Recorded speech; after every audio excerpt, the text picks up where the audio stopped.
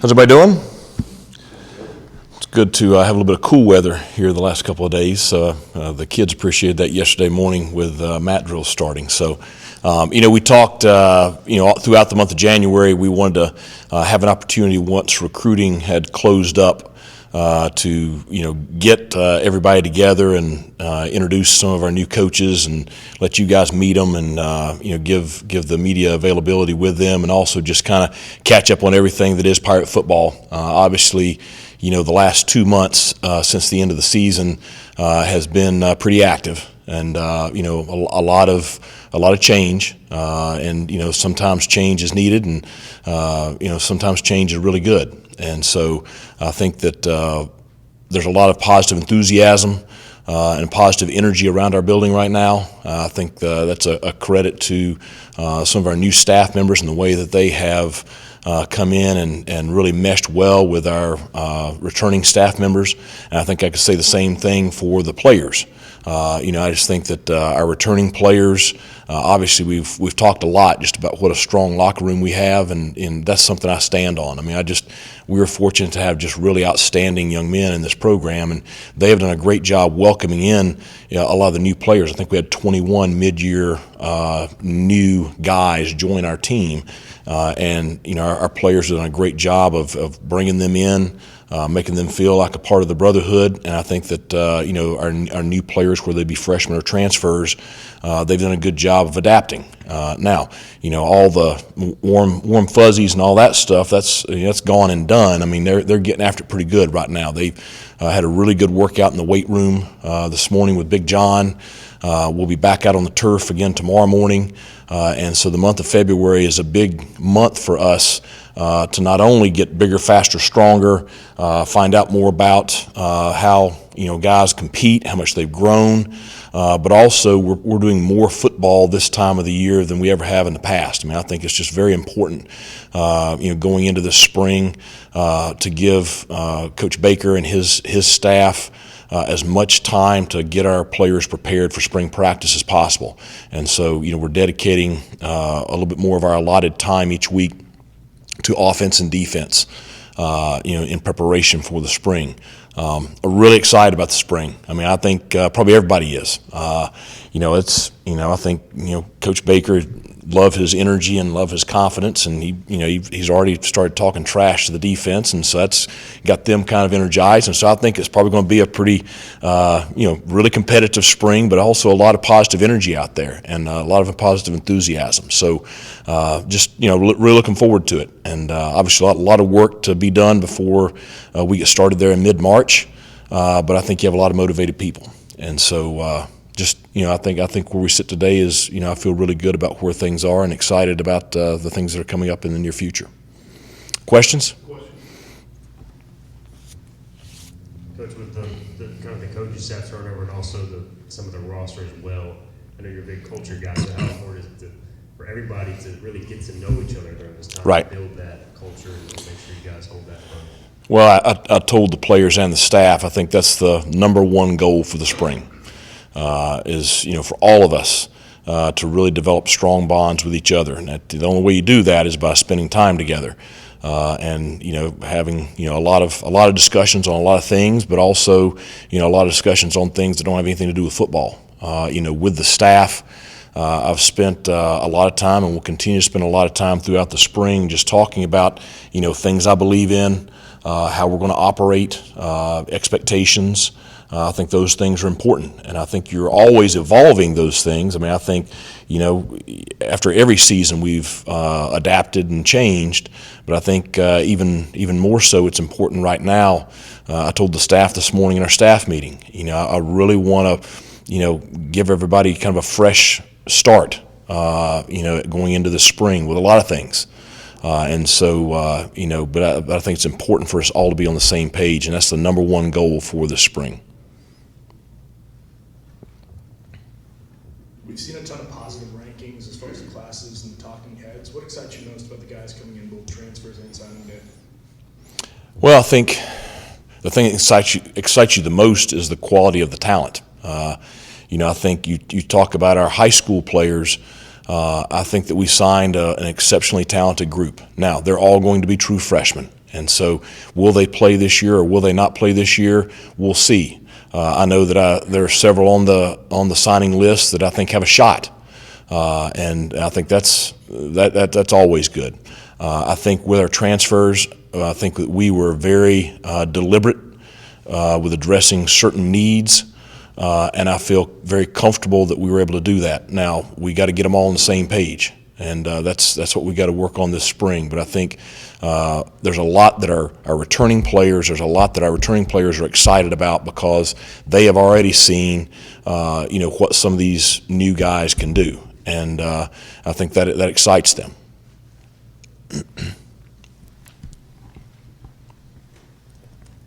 Coach, what's the number one goal you want to have by the end of spring accomplished? Well, I would say it kind of goes back to what I just talked about just a moment ago. The number one goal is for all of us to come out of the spring really feeling like we're all on the same page, offensively, just that we're very, cohesive as far as working together on the field. This offense is going to require a lot of, guys, thinking the same way. And so I think, again, the only way you're going to achieve that is by doing things together. Really spending a lot of time in the meeting room, spending a lot of time in walkthroughs, spending a lot of time on the practice field, getting everybody to where they're clicking together as one. So whether you're talking offense, defense, or special teams, that is the number one goal coming out of the spring.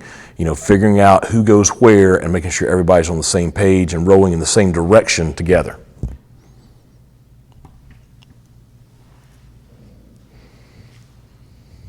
So obviously getting Hauser earlier, but then getting also Jake Garcia, how big was it to get two quarterbacks from the portal in that competition going into the spring? Your thoughts on it? Well, I think, we were very upfront with both Jake and Caton that we were going to try to bring in two. I think that we were very fortunate that we didn't just bring in two quarterbacks. We brought in two highly talented quarterbacks. And they both have experience. They've both been a starter. They both played at a high level. And they both have eligibility remaining. It's not just a one-year kind of deal. I think they both need each other. I think Raheem needs those guys. I think that room all of a sudden is highly competitive. I think that it's important for them to have positive relationships, but it's important also for them to really push each other. And I think we're already seeing that in the stuff that they're doing, on their own and in the workouts. You guys started mat drills a couple of days ago. How has the team dealt with that toughness so far? Well, we started yesterday, so we've had one session. The first day is never the prettiest thing in the world. I think that, you watch yesterday, and we film everything. We watch as a staff, and then we show it to the kids, good, bad, and ugly.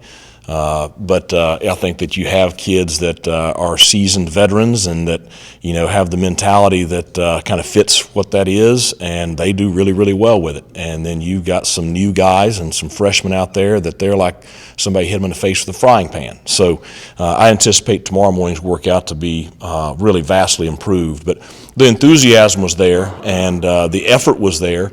We just got to, correct some of the how you compete stuff.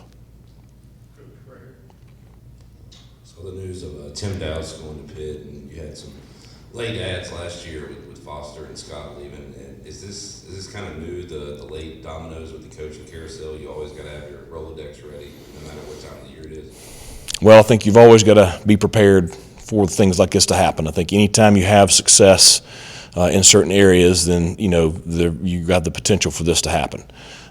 You can never predict it. The one thing I will say, and I said it last year, I'll say it to our staff this afternoon, the way Chris Foster and Tim Dowse, the way they handled everything, on their end, consummate professionalism. And so, it helps you be prepared for this a little bit better. It doesn't just come out of the blue. And so, Blake and I have been talking for the last, week or so. So when Tim told me this morning that he was accepting the job, it doesn't just blindside you. And I appreciate the job that he did. He's a good friend in addition to being a quality coach, and wish him all the best of luck at Pitt. But thanks to that popping out 5 minutes later this morning, my phone's blown up all morning. So we'll have a quality candidate. We've already had several people that I know that are quality coaches reach out to us. I'm meeting with the kids here in a little while just to talk to them. My number one priority is we get somebody that's going to do an outstanding job with our players. Our players in this program are my number one priority, and I want men that are just like Tim, just like our current coaches that you're getting ready to talk to. I want men of character that are going to care about our players. They're going to develop our players. They're going to push our players, but they're going to be more than just an on-the-field coach for them. And that's the kind of individual we're looking for. We've got time for one more question. One more. I'm just kind of curious, as you've gone through this offseason, there's been a lot of FBS head coaches that have compared the job now to being almost like a CEO, having to oversee everything. Do you feel some of those qualities when you kind of go about the offseason, having to just look over everything, NIL, portal stuff, all that? I think we've created a mess. It's a pain in the rear, but you got to navigate it. You got to adapt.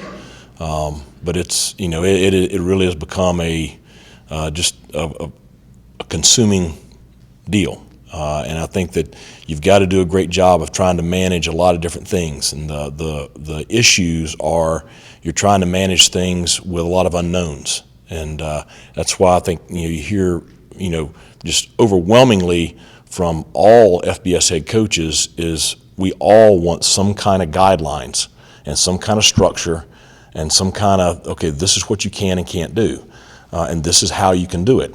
Because right now you just have a lot of, gray area, and so I think that you've got to try to do a great job of keeping your focus on what's important.